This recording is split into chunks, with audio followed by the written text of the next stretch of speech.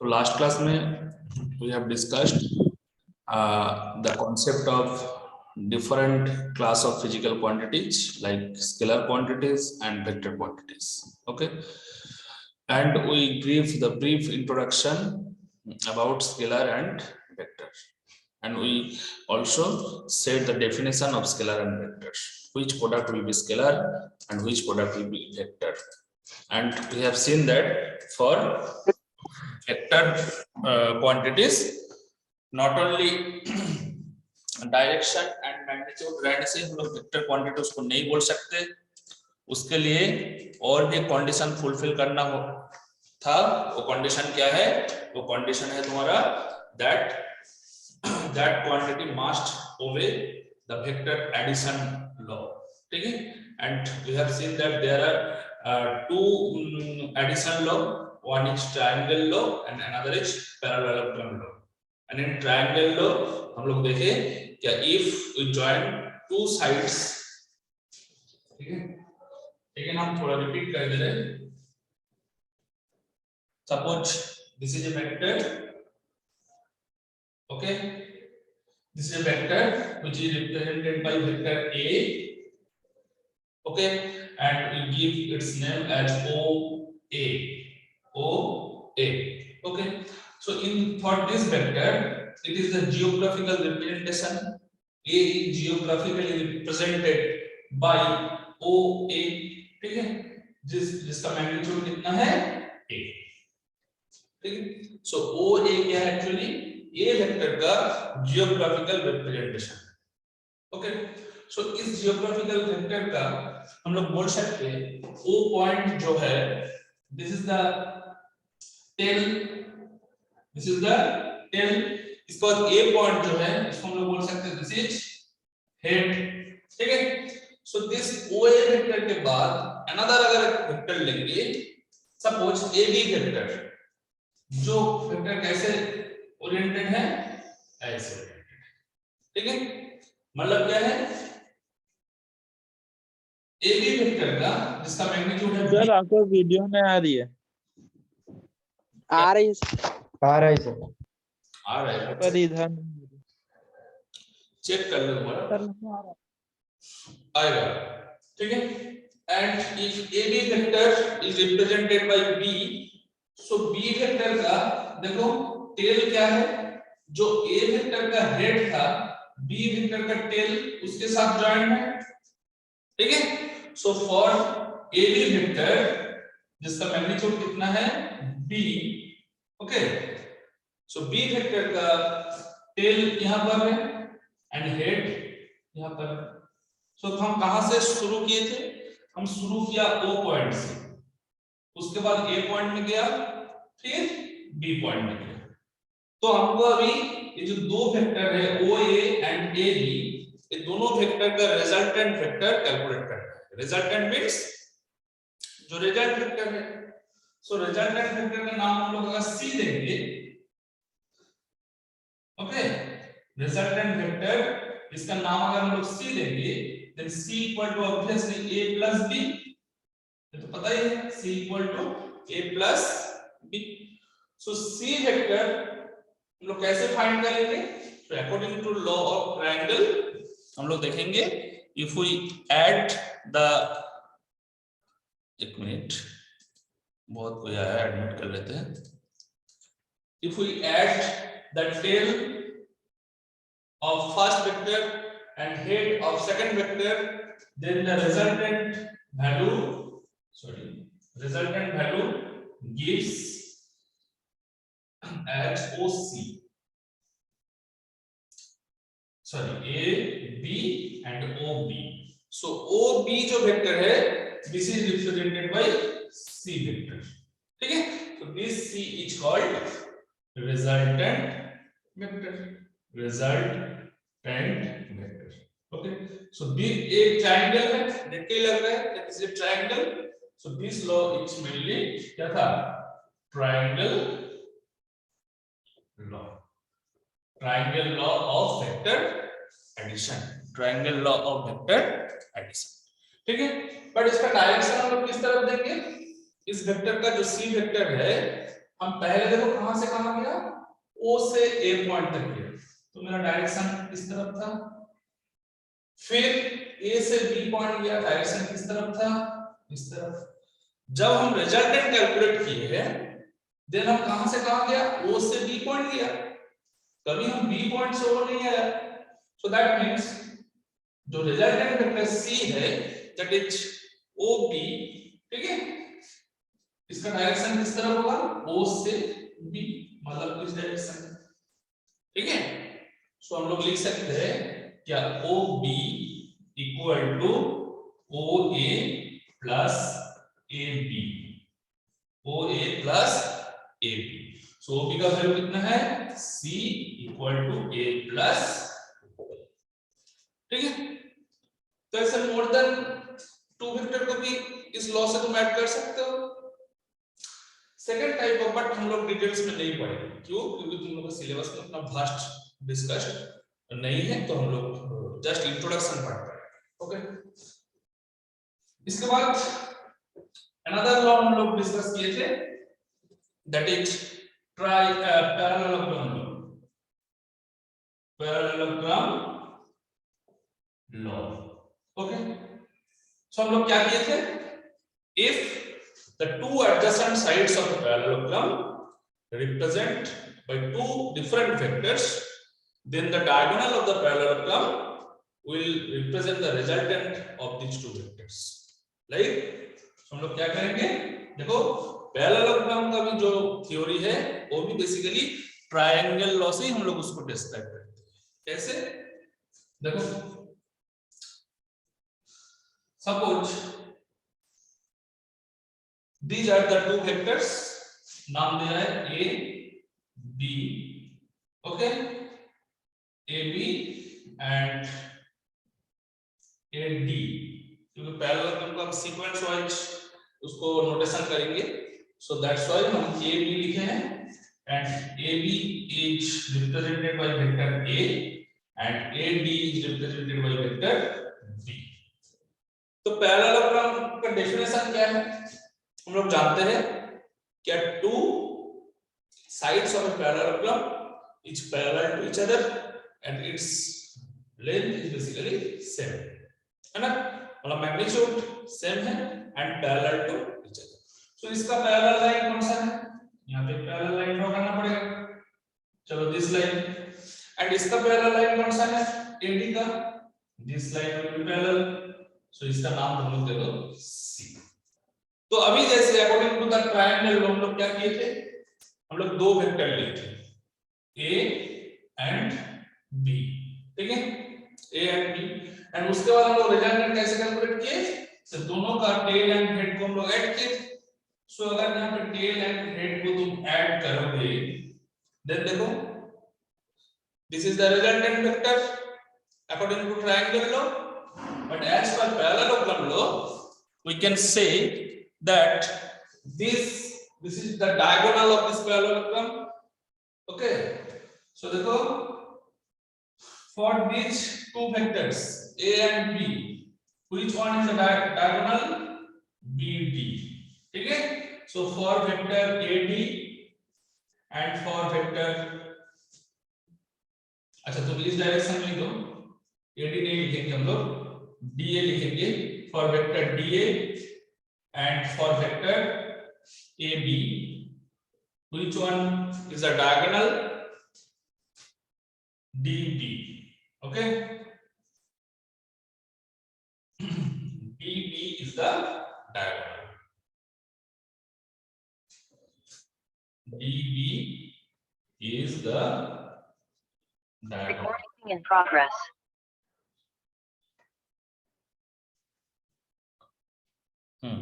db is the diagonal. So by this diagonal the resultant vector will be represented. That means this diagonal bd indicates the value of a plus b. Similarly, the opposite sides of the parallelogram which is parallel to da, that is cb, so इसका भी value कितना ही होगा, b होगा, and parallel to ab, that is dc, इसका भी value क्या होगा, a होगा। So for this two dotted line, देखो दो जो हम डॉटेड लाइन ड्रॉ किए हैं, डॉटेड लाइन के लिए कौन सा डायगोनल होगा? ये वाला डायगोनल होगा, ये वाला डायगोनल होगा, डॉटेड डायगोनल। दैट मींस ए सी और सी ए कुछ भी बोल सकते हो। तो इसको अगर हम लोग ए वेक्टर को ऐसे रिप्रेजेंट करेंगे और बी वेक्टर को इस डायरेक्शन में रिप्रेजेंट करेंगे, then C vector will be ऐसा। Okay, so this AC also indicates the resultant vector, that is A plus B. So this is the parallelogram law. Okay, but अभी हम लोग को क्या करना है? हम लोग पढ़े हैं whether we discuss the different types of vector. In that portion we have discussed in the fifth point or fifth type of vector, I think that is the unit vector. बहुत इंपॉर्टेंट, लास्ट क्लास में पढ़े थे।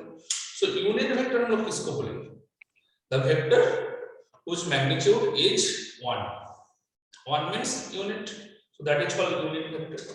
So जिस vector का magnitude unit है उसको जब हम लोग प्रॉपर्ली रिप्रेजेंट करेंगे, ओके, देन प्रॉपर्ली रिप्रेजेंट जब करेंगे देन हम लोग देखेंगे कि उसको हम लोग ए अगर यूनिट वेक्टर होगा देन उसको एरो साइन से हम लोग नहीं लिखेंगे, हम लोग क्या लिखेंगे? एरो हटा के वहां पे एक कैप लगाना है, cap. So this A cap is the unit vector, unit vector. And जिसका मैग्नीट्यूड हम लोग कैसे कैलकुलेट किए?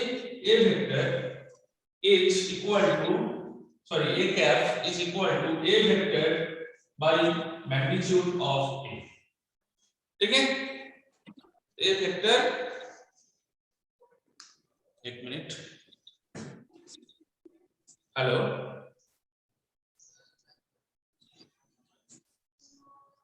बैंक बंद है आज? हो गया, ठीक है, रखो, क्लास ले रहा हूं, क्लास ले रहा हूं, थोड़ा बाद में करो, ठीक है। A cap equal to A vector by modulus of A. ठीक है, so how can we calculate modulus of A? means it is the magnitude, क्या है? magnitude. So when we represent any vector in 2 dimension or 3 dimension, then magnitude of vector remains same but in component will be different. ठीक है, सो हम लोग एक एक करके भी डिस्कस करेंगे। अच्छा, अनदर एक इंपॉर्टेंट पॉइंट हम लास्ट दिन बताए थे, when we multiply any vector by a scalar और एनी प्योर नंबर, ठीक है, when we multiply any vector by a scalar और any pure number, then the resultant vector is the vector quantity. ठीक है, is a vector quantity, it is not a scalar quantity. Suppose A is a vector, इसको हम एक scalar से multiply किया, A is a scalar and that gives a result capital A, that gives a result capital A. So capital A क्या है actually? So capital A obviously it is a vector quantity, but जो small a का unit था उसको जब जैसे हम scalar से मल्टीप्लिकेशन किया, it is not compulsory that both the unit of these two vectors will be same, it is not compulsory, unit में बी डिफरेंट, यूनिट में बी डिफरेंट। ठीक है, तो small a and capital a as an example अगर बताएंगे कौन सा होगा? सपोज वेलोसिटी, वेलोसिटी जिसका यूनिट हम लोग क्या जानते हैं? ऐसा यूनिट मीटर पर सेकंड, सबको जानते हो। तो वेलोसिटी के साथ जैसे हम लोग कोई स्केलर क्वांटिटी को मल्टीप्लाई करेंगे, लाइक एज एन एग्जांपल हम मास को मल्टीप्लाई करेंगे, मास, ऑब्वियसली तुम लोग जानते हो मास इज स्केलर, सो मास का सिंबल क्या है? m, एंड वेलोसिटी का सिंबल क्या है? v। सो mv मतलब mass into velocity, it is called momentum p, हम पहले ही बताए थे। सो मोमेंटम ऑब्वियसली क्या है, is a vector quantity, momentum is a vector quantity, ठीक है, momentum is a vector quantity.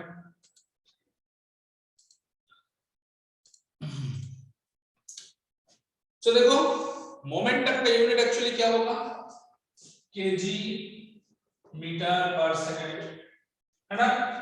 सो देखो जैसे हम वेलोसिटी यहाँ पे वेक्टर क्वांटिटी है, उसको जैसे हम स्केलर से मल्टीप्लिकेशन किया, जो रिजल्टेंट वैल्यू आया that is obviously vector, but it is not compulsory क्या दोनों का यूनिट सेम होगा और वैल्यू भी सेम होगा, वैल्यू तो डिफरेंट होगा ही, साथ साथ उसका यूनिट भी डिफरेंट।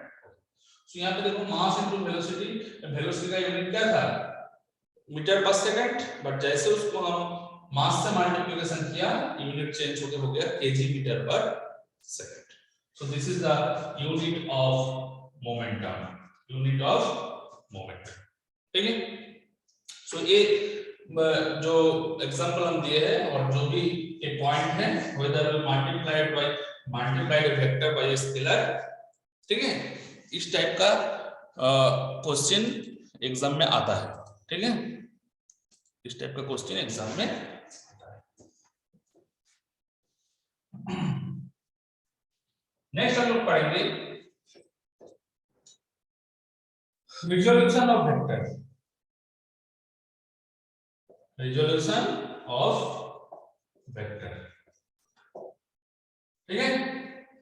पहले हम लोग पढ़ेंगे in 2 dimension, in 2D, ठीक है। So in 2 dimensional means there are 2 coordinate axes x and y. So this is x, this is y, this is center O, okay, x y O।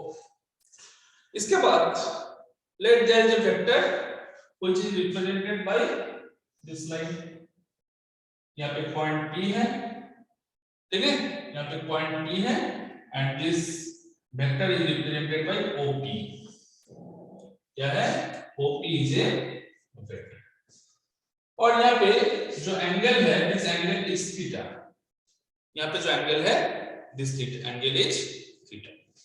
So it is clear from this figure that if we write the magnitude of OP as A, so OP vector का क्या है, this is A।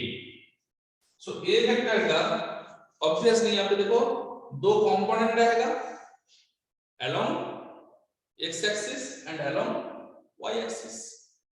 so हम लोग जानते हैं जिस तरफ theta रहता है, जिस तरफ एंगल स्पेसिफाई रहता है, उसको हम लोग बोलते हैं cos थीटा कंपोनेंट, एंड जिस तरफ मतलब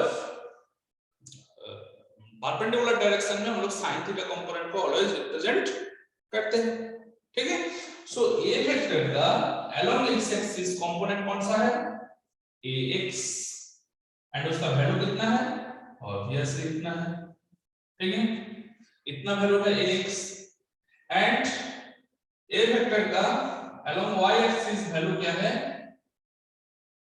ay, एंड उसका वैल्यू कौन सा है, ay, this is the value and this is the value of ax। यहां तक समझ में आया सबको, यस सर। हाँ तो बताओ, यस सर। ठीक है। सो ए वेक्टर का दो कंपोनेंट है along ax and along ay। So obviously a can be written as ax plus ay, ठीक है, a can be written as ax plus ay, मतलब it has two component, but हम लोग यूनिट वेक्टर के बारे में पता है, अगर हम लोग बोलेंगे कि if I cap and j cap are the unit vector along x axis and y axis respectively, then it is the rule to represent any vector in terms of its unit vector, ठीक है। यहाँ पे देखो ax and ay क्या है, a vector का component है, but उस कंपोनेंट का वैल्यू एक्चुअली क्या है, ये जो ax वेक्टर है ऑब्वियसली क्या है, वेक्टर है, a भी वेक्टर है, बट इस वेक्टर का वैल्यू कितना है, इस वेक्टर का वैल्यू है ax I cap, ax I cap. क्यों? क्योंकि along x axis unit vector क्या है I and along y axis unit vector क्या है j।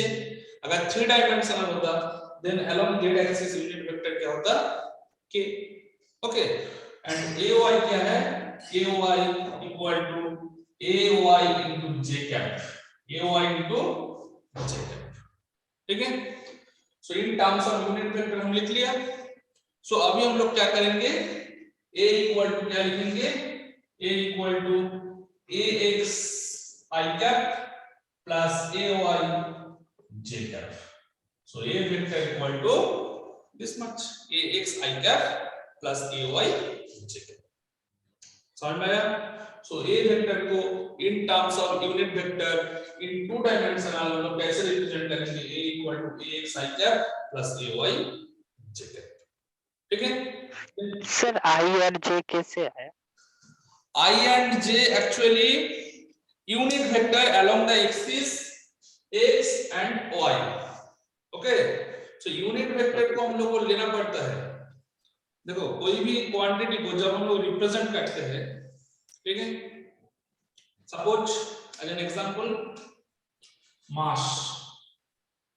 Mass equal to 20 kg। Okay, तो फर्स्ट ऑफ ऑल हम लोग किसके बारे, मास का मतलब कौन सा क्वांटिटी के बारे में हम लोग उसको स्टैंडर्ड यूनिट माने हैं, मास का यूनिट क्या है KG. How much KG, 1 kg, 1 kg is the standard quantity. जब 1 kg के कॉन्सेप्ट नहीं रहेगा देन हम नहीं आइडिया कर सकते हैं क्या 20 kg हाउ मच, कर सकते हो नहीं। अगर लेंथ इक्वल टू 5 मीटर, जब 1 मीटर का तुम्हारा कॉन्सेप्ट नहीं रहेगा देन 5 मीटर उसको हम लोग नहीं कैलकुलेट कर सकते, नहीं उसको रिप्रेजेंट कर सकते। So 5 into 1 metre, so this unit value is the standard quantity for any measurement. तो सिमिलरली फॉर एनी ऑब्वियसली क्या फिजिकल क्वांटिटी को हम लोग रिप्रेजेंट कर रहे हैं, किसी फिजिकल क्वांटिटी को, and that is represented by a vector. So कोई भी फिजिकल क्वांटिटी को इन टर्म्स ऑफ वेक्टर जब हम लोग लिखेंगे then in terms of unit vector along defined axis हम लोग को लिखना है। so I j k these are the unit vectors। हम लोग मैक्सिमम 3 डायमेंशनली पढ़ सकते हैं, उसके बाद हम लोग 3 डायमेंशनल में एक्चुअली क्या हम लोग इमेजिन करना पड़ेगा। जैसे इस बोर्ड है, बोर्ड का जो प्लेन है 2 डायमेंशनल, तो हम लोग ड्रॉ करके अच्छा करके दिखा पाए, बट जब 3 डायमेंशनल का बात होगा देन हम लोग इसको प्रॉपर्ली ड्रॉ नहीं कर पाएंगे। तुमको इमेजिन करना है क्या z एक्सिस किस तरफ है, z एक्सिस जो बोर्ड के बाहर तरफ है, नहीं तो बोर्ड के अंदर तरफ है।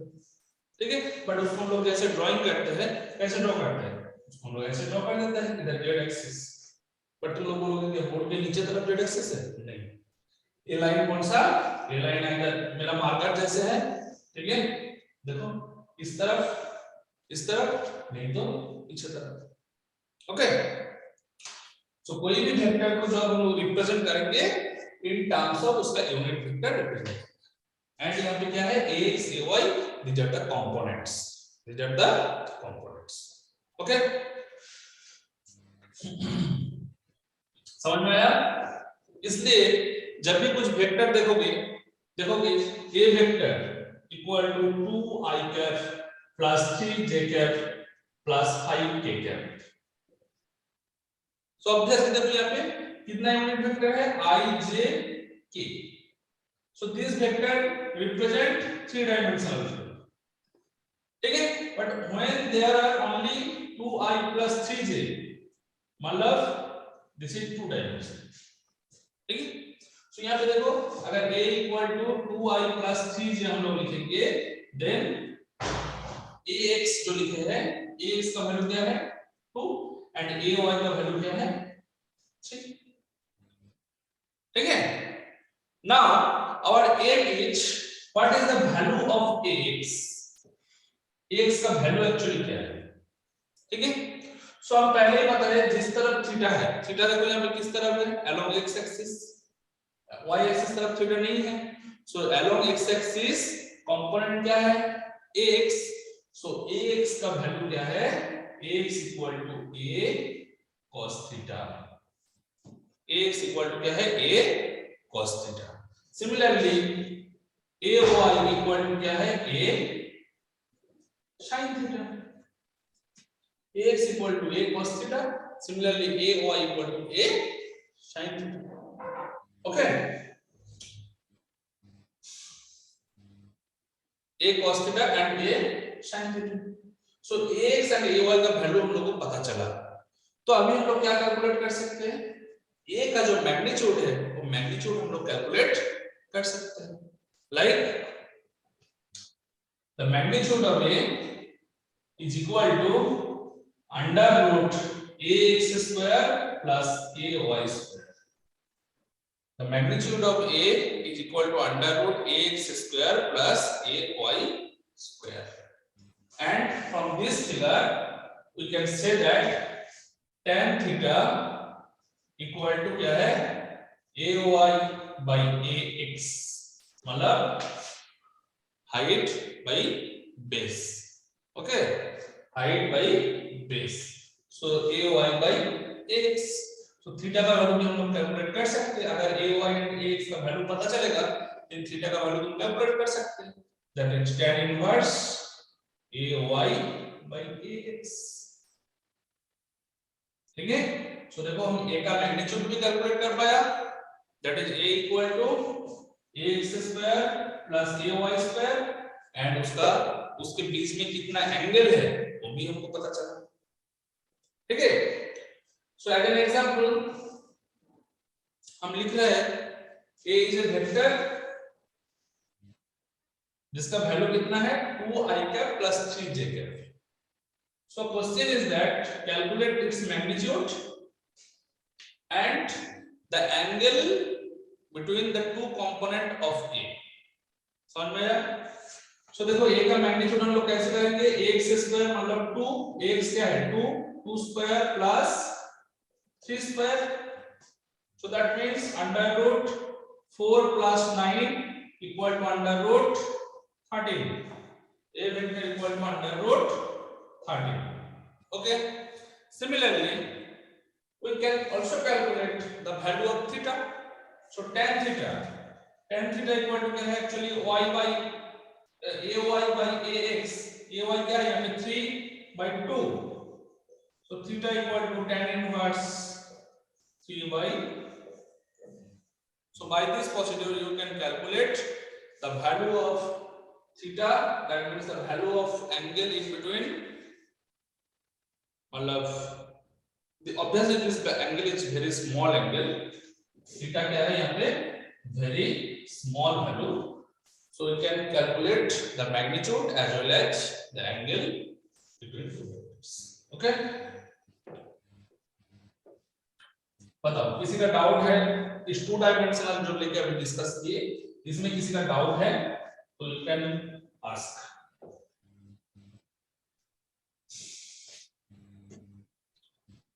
Any doubt? सर थीटा वाला फिर समझाया तो। थीटा वाला, suppose this is a line, ठीक है, and it's makes an angle theta with x axis, ठीक है, एंड वाई एक्सिस बराबर कितना एंगल बनाया, इतना। सो ए एंगल अगर थीटा होगा, ए एंगल कितना होगा पाई बाय 2 माइनस थीटा। क्यों? क्योंकि पूरा एंगल कितना है 90 degree, 90 degree means pi by 2, so 90 degree minus theta. So अभी बात है मेरा, suppose this line is OP, ठीक है, सो ओपी को हम देखो एक कोऑर्डिनेट 2 डायमेंशनल कोऑर्डिनेट में इसको हम रिप्रेजेंट किए हैं 2 डायमेंशनल फिगर में। सो ओपी का यहाँ पे 2 कंपोनेंट रहेगा, अलोंग x कंपोनेंट अलोंग, मतलब along x axis and along y axis, 2 component है। बट जिस तरह हमेशा याद रखो हम लोग थीटा किस तरफ बनाए, थीटा तो हम लोग इस तरफ नहीं लिए, y एक्सिस के साथ नहीं बनाए, हम लोग कौन सा एक्सिस के साथ बनाए हैं, x एक्सिस के साथ। तो यहाँ along OX OP का वैल्यू क्या होगा, OP cos थीटा, ठीक है। एंड along OY OP का वैल्यू क्या होगा, OP sin theta. sin theta means अगर तुम cos करोगे देन cos ये एंगल कितना है, pi by 2 minus theta. So cos 90 minus theta equal to क्या है, sin थीटा। sin थीटा समझ में आया? Yes sir.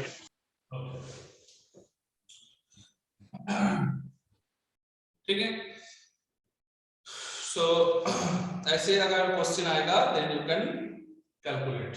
सो जहां पे हम लोग लिखे थे c equal to a plus b लिखे थे ना, दो वेक्टर है c equal to a plus b where c is the resultant vector.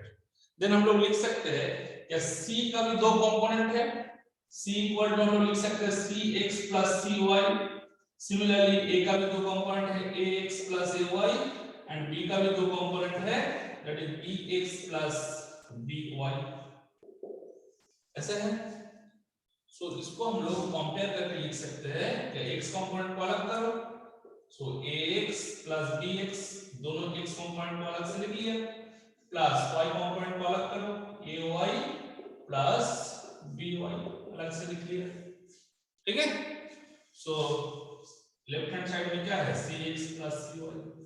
सो अभी तुम कंपेयर करके लिखो left and right hand side, cx equal to ax plus bx and cy equal to ay plus by, ay plus by, ठीक है। That means from this relation we can say that component of resultant along any axis is algebraic sum of the component of different component, algebraic sum of different component। Okay चलो, तो 2 dimensional में कुछ I think किसी का कोई doubt नहीं है। सिर्फ एक चीज याद रखो, अगर वेक्टर ऐसे रहेगा, suppose vector b vector equal to 8 i cap minus 9 j cap, okay minus 9 j cap, then what will be the magnitude of b। So b का मैग्नीट्यूड है under root 8 square plus minus 9 square. So that means under root 64 plus 81. That means under root 5 and 145. So ऐसे करके तुमको क्या करने बोलेगा, तुमको बोलेगा कि कैलकुलेट द वैल्यू ऑफ और magnitude of any vectors. Okay, so कर सकते। इसके बाद 3 dimensional figure, 3 dimensional in 3 dimension. So हम लोग को डायग्राम थोड़ा चेंज होगा, कैसे, ऐसा। So this is x axis, this is y axis and board का अंदर तरफ क्या है, z एक्सिस, ठीक है। So if we represent any point in this 3 dimension then the figure will be like that।